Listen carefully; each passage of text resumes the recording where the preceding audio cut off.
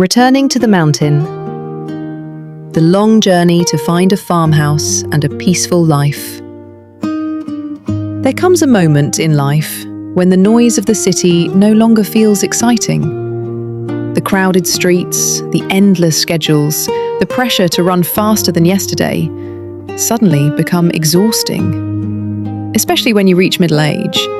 Not because life is over, but because the soul begins to ask different questions. Questions that money cannot answer. Questions that success cannot silence. And honestly, my husband and I were no exception. We had responsibilities, fear, financial pressure, uncertainty. But deep inside me, something kept. So we started searching. And that journey was far more difficult than we imagined. At first, we were excited. Every weekend we drove to different places. Small mountain towns, remote countryside roads, properties hidden deep in forests. We opened real estate websites every night, scrolling endlessly through pictures of cabins, barns, old farmhouses, empty land, and forgotten properties. Every listing looked beautiful online, but reality was different. Some places were too small. Some had no usable land. Some were peaceful, but far too isolated from town. We knew we wanted nature, but we also knew we still needed balance. We needed access to groceries, hospitals, supplies, and basic necessities. A peaceful life should not become a dangerous life. Then there were places that looked perfect until we visited them. One property had beautiful land and trees. We almost bought it, but after looking deeper, we discovered the road leading to the property actually belonged to another owner. There were no clear legal documents for us. And somehow, that prayer gave me peace. Because deep inside, I believed something. What truly belongs to you will come at the right time. And what does not belong to you will leave, no matter how tightly you hold on to it. Then one day, everything changed. While searching online, we found a property in Northern California. The real estate agent's name was Kristen. From the very first conversation, she felt warm, sincere, and kind. Not pushy, not aggressive, just genuinely helpful. She took us to see 2 or 3 properties, but the roads were difficult. Long dirt roads, rough terrain, complicated access. And honestly, my husband and I began losing interest again. We were tired, emotionally tired, physically tired, spiritually tired. We almost gave up looking that day. But then something unexpected happened. Kristen contacted a colleague, and somehow another property appeared. A farmhouse with land, quiet, natural, simple. We drove there immediately, and I still remember the moment clearly. As we entered the property, I silently whispered in my mind, "Please allow us to enter and see this home respectfully. If this place is truly meant for us, please guide us." It was a very small prayer, but my heart felt calm. And when we walked through the property, something happened. There was no excitement, no emotional explosion, no dramatic moment, just peace. A deep, quiet feeling, like my soul suddenly stopped searching. My husband and I looked at each other and almost immediately knew this is the one. Not because it was perfect, it wasn't. The house needed work, the land needed care, many things needed repairs and improvements. The house had suddenly passed away from a heart attack. My husband and I were completely stunned. We could not believe it. He was still young, and now he was gone. Life is truly fragile. One moment someone is working, planning, speaking, helping others, and the next moment, everything disappears. That night I felt deeply sad, not because of the house anymore, but because somewhere, a family had lost a husband, a son, a father, a human life. So my husband and I prayed for him, quietly, sincerely. We prayed that he could rest peacefully, that he could move forward without suffering, that his family would have strength. Because in moments like this, you realize how temporary everything is. Money, work, contracts, success, all of it can disappear in a single heartbeat. A few days later, another problem came. Kristen called again. This time she said, "There is a cash buyer." And because cash buyers move faster, our opportunity was likely gone. For a moment, my husband and I felt disappointed. Of course we did. We had already imagined ourselves there, imagined planting trees, imagined fixing the house, imagined peaceful mornings on the mountain. But strangely, I was not angry. I was not desperate. Because by then, I had already learned something important from life. If something truly belongs to you, it will stay. If it does not belong to you, it will leave through countless different reasons.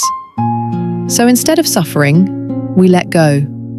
We accepted it peacefully, and we moved on emotionally. At least, we tried to. Then 10 days later, everything changed again. Kristen called us one more time, and this time, her voice sounded excited. The cash buyer had backed out. For some unknown reason, the deal failed. The farmhouse returned to the market, and suddenly, we had another chance. I still remember sitting quietly after that phone call, thinking deeply. This entire process felt strange, difficult, blocked, then open again and again. Like invisible conditions were moving behind the scenes. As someone who practices Buddhism, I could not help but think about karma, causes, conditions, and the mysterious interconnectedness of life. Sometimes things happen that logic alone cannot fully explain. And honestly, one thought stayed in my mind. Maybe the young loan officer truly wanted to finish helping us. Maybe he did not want to leave the unfinished work behind.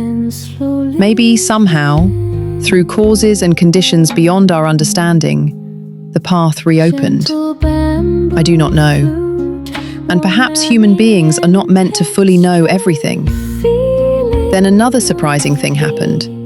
The wife of the loan officer continued handling our loan process in place of her husband. At first, I was emotional. I could not imagine her pain, losing her husband suddenly while continuing his work. But life continued moving forward. And then we learned something unexpected again. She was pregnant, and she herself did not even know at first. That news stayed in my heart for a long time, because naturally, many thoughts appeared in my mind. Could her husband somehow return as their child? Could rebirth truly happen that quickly? Could karmic connections continue in ways we do not fully understand? I do not claim to know the answers, and Buddhism teaches us to be careful about assumptions. But life itself often reveals mysteries beyond human understanding. As practitioners, we simply observe with humility, because the world is deeper than what the eyes can see. Finally, after many delays, many emotional ups and downs, many obstacles, many signatures, many prayers, we bought the farmhouse. I cannot fully describe the feeling. Not excitement, not pride, not luxury, just gratitude. Deep gratitude. Because for us, this was not just a house. It was a new chapter of life. A return to simplicity, a return to nature, a return to breathing slowly again. The first days there felt surreal. The air was different, the silence was different. Even the sunlight felt soft. At night, we could hear insects, wind, distant trees moving. No city noise, no constant pressure, just space. And in that silence, I realized something important. Human beings are not designed only to chase. We are also designed to rest, to heal, to reconnect, to remember who we are beneath all the noise. Of course, farm life is not easy. People romanticize it online, but reality is hard work, very hard work. The house needed repairs, the land needed cleaning, dead trees had to be cut, the ground needed restoration. There was trash left behind, broken things everywhere. We knew immediately this place would demand years of labor. And honestly, we were ready for it. Because meaningful things are rarely easy. Every tree planted, every repair completed, every small improvement felt meaningful. Not because we were building wealth, but because we were building a life, a real life, a grounded life, a peaceful life. One day, we bought fruits and offerings and quietly prepared a small prayer to thank the land, to thank the spiritual protectors of the place, to thank the unseen conditions that allowed us to arrive there safely. And in my heart, I also thanked the young loan officer who had passed away. Some people enter your life only briefly, but leave behind deep meaning. I prayed for him peacefully. I prayed for his wife, for his child, for their happiness and protection, because life is connected in ways we often overlook. As time passed, my husband and I slowly understood something beautiful. Peace is not found in luxury. Peace is not found in status. Peace is not found in proving yourself to the world. Peace is found when your outer life begins matching your inner values.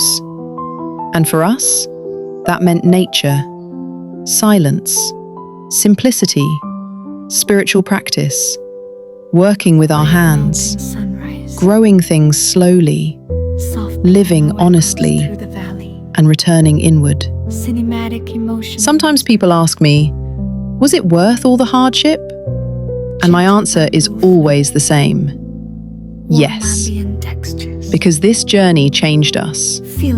Not just externally, but internally. The obstacles taught us patience. The uncertainty taught us surrender. The waiting taught us faith. And the farmhouse itself taught us gratitude.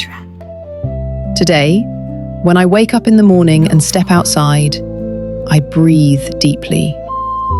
I look at the trees, the mountains, the open sky, and I quietly smile. Not because life became perfect. Life is never perfect. There are still bills, still repairs, still responsibilities, still difficult days. But something inside me is calmer now. And maybe that is what true success actually looks like. Not having everything, but finally feeling at peace with where you are. The city gave us experience, but the mountain gave us healing. The world taught us how to survive, but nature taught us how to breathe again. And perhaps that is why, after all the hardship, delays, disappointments, mysterious events, and emotional storms, my husband and I still believe this farmhouse came into our lives for a reason. Not by accident, but by causes and conditions slowly coming together at the right moment. And now, our real journey begins. Planting trees, restoring the land, repairing the house, practicing mindfulness, living more gently, and learning, day by day, how to return to the peaceful place within ourselves. Because in the end, maybe the greatest home we ever find is not the farmhouse on the mountain, but the quiet home inside our own hearts. And from this moment forward, the peaceful road home. One thing that made us even more grateful was that although the farmhouse is surrounded by nature and mountains, it is not too far from town. From our home to the nearest town is only about a 25-minute drive. And what makes it even more special is the road itself. The road is new, smooth, and there are not many cars. There is no traffic jam, no loud noise, no pressure like in the city. Every time we drive to town to buy supplies, the feeling is completely different. On both sides of the road are trees, mountains, and open skies. The air feels fresh, and somehow our minds feel lighter too. Some mornings, while driving through the quiet road with sunlight shining through the trees and soft mountain fog still floating in the distance, I feel like my soul is slowly healing. It is completely different from driving in the city. In the city, people drive with stress. Cars are everywhere. Everyone is rushing. Everyone wants to move faster than the person in front of them. Sometimes, before you even arrive at work, your mind is already exhausted. But here, even driving becomes part of the peaceful lifestyle. There is no feeling of being pushed by life anymore. No invisible pressure surrounding us every day. Just a quiet road through nature. Yet it makes the heart feel so much calmer. And it is these simple little things that make us believe we chose the right place for the rest of our lives. A place close enough for convenience, but far enough away from the noise of the world. A place where every drive home feels like returning to ourselves. Rebuilding the abandoned farmhouse. And from this moment, a new journey truly begins. The journey of restoring a farmhouse that had been abandoned for nearly 1 year. A place that was once silent, old, and filled with dead trees will slowly come back to life through our own hands.